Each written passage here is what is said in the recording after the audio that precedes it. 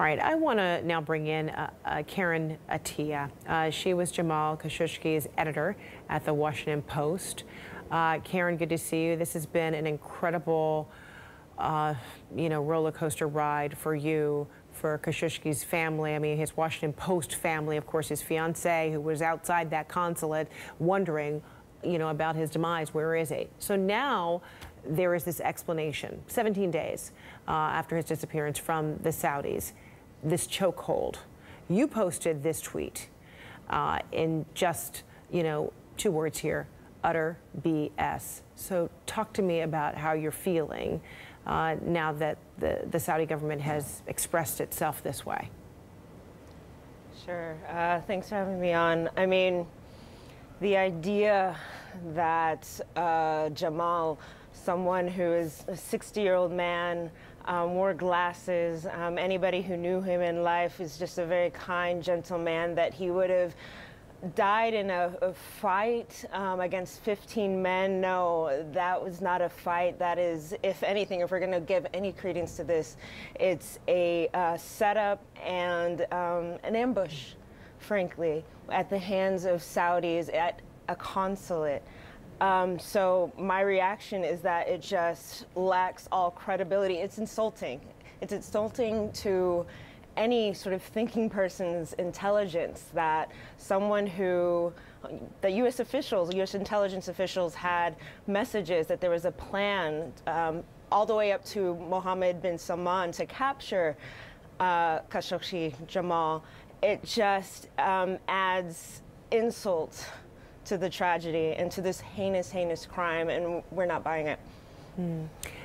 So I imagine you, Washington Post family, his fiancée, no one would think that the Saudi authorities would get to the bottom of it, since, his disappearance and his demise originates right there in the Saudi consulate.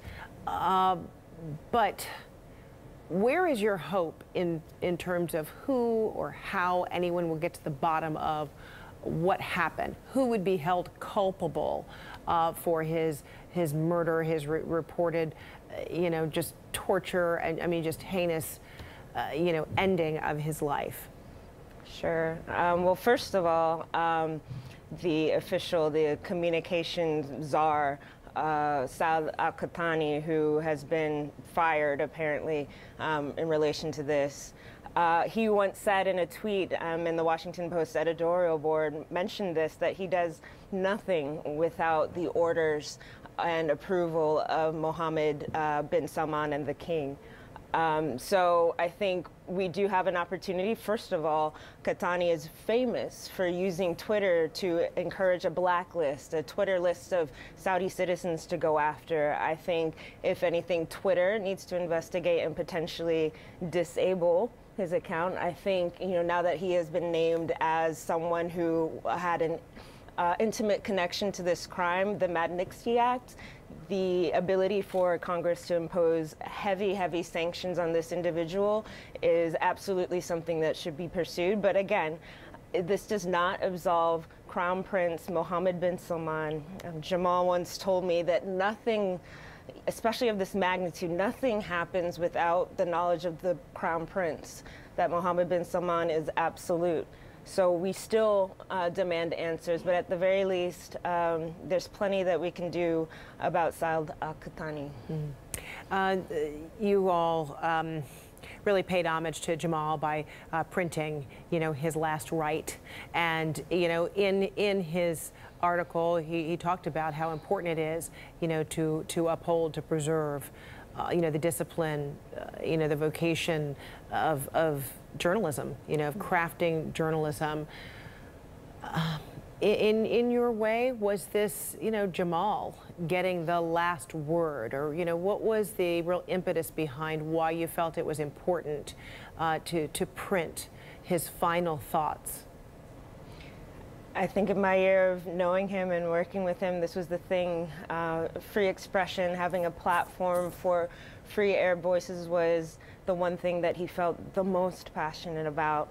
And it's striking to me that for whatever headaches that he may have caused in life writing for us for the Post, and his constructive criticism of the Saudi authorities, now in his death at Saudi hands, he could cause shock waves of consequences for the Saudi authorities. So I think the fact that his last message to us was a gentle prodding of all of us to respect freedom of expression and to give Arab voices a chance to be able to speak to their people, to improve their societies, is a fitting reminder and another sign that we've just lost such a treasure in Jamal Khashoggi in such a terrible way.